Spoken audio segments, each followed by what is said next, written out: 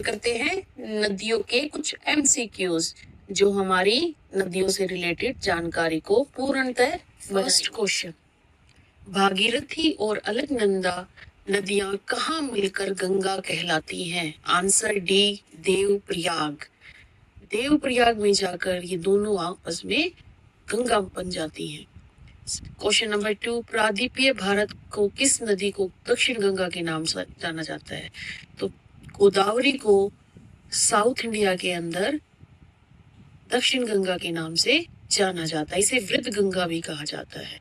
Question number 3, Brahmaputra नदी को तिब्बत में किस नाम से जाना जाता है? तो आंसर है बी, सांगपो। तिब्बत में इसे सांगपो के नाम से जाना जाता है, जिसका मीनिंग है शोधक, शुद्ध शोधक। क्वेश्चन नंबर 4, सिंधु नदी का उद्गम स्थल कहाँ स्थित है? सिंधु नदी उत्तर भारत की एक नदी है, जिसका आंसर ए, मानसरोवर झील। सिंधु नदी का आंसर है मानसरोवर झील। क्वेश्चन नंबर 5, निम्नलिखित में से कौन सी नदी डेल्टा नहीं बनाती है? तो बेटा आंसर नंबर बी, नर्मदा और ताप्ती नदियां ये भ्रस घाटी से निकलती हैं और अरब सागर में जाकर गिरती हैं और इनका कोई डेल्टा नहीं होता है।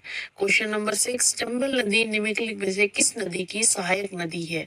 चंबक जो है वो यमुना नदी की एक सहायक नदी मानी जाती है, इटावा के पास इसमें मिल जाती है।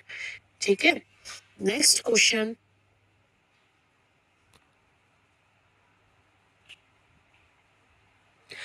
शिव समुद्रम जल प्रताप किस नदी पर स्थित है?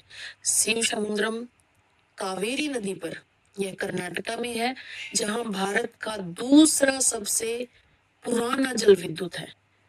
क्वेश्चन नंबर 8, भारत की सबसे लंबी नदी कौन सी है जिसका उद्गम और अंत दोनों भारतीय क्षेत्र में है?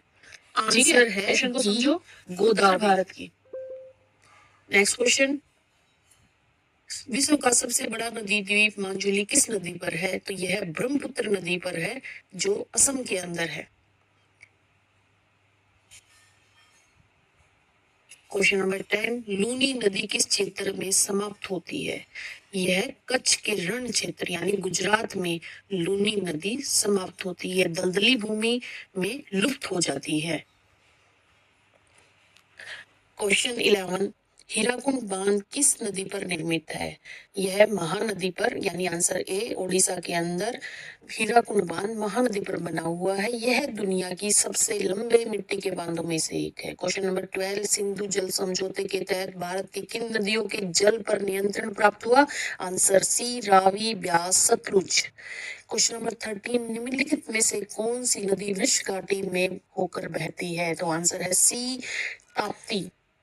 नर्मदा की तरह ताप्ती भी सतपुड़ा पर्वतमाला के दक्षिण में एक वृक्ष घाटी से होकर गुजरती है। क्वेश्चन नंबर 14, दक्षिण भारत की किस नदी का जल ग्रहण क्षेत्र सबसे बड़ा है?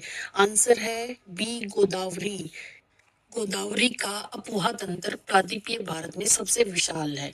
क्वेश्चन नंबर 15, अमरकंटक पठार के किन दो प्रमुख नदियों का उद्गम होता है जो विपरीत दिशाओं में बहती हैं? तो नर्मदा और सोन नदी, डी। क्वेश्चन नंबर 16, निम्नलिखित में से कौन सी नदी अरुणाचल प्रदेश से होकर भारत में प्रवेश करती है? तो अरुणाचल प्रदेश से ब्रह्मपुत्रा नदी जो नामचा बरवा पर्वत के तीखा मोड़ लेकर भारत के अंदर अरुणाचल प्रदेश से अंदर आती है। क्वेश्चन नंबर 17, किस नदी को बिहार का अशोक? सबको पता है कोसी, आंसर ए, जो बार बार अपना मार्ग बदलकर बिहार को काफी बाढ़ ग्रसित कर देती है।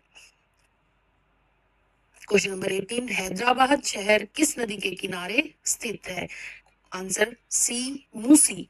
हैदराबाद मूसी नदी के तट पर स्थित है, कृष्णा नदी की एक सहायक नदी है।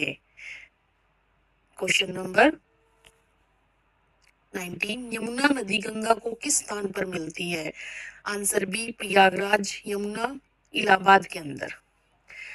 क्वेश्चन नंबर 20, निम्नलिखित में से कौन सी नदी विंध्य और सतपुड़ा पर्वत की श्रेणियों के बीच बहती है? Answer B, Narmada.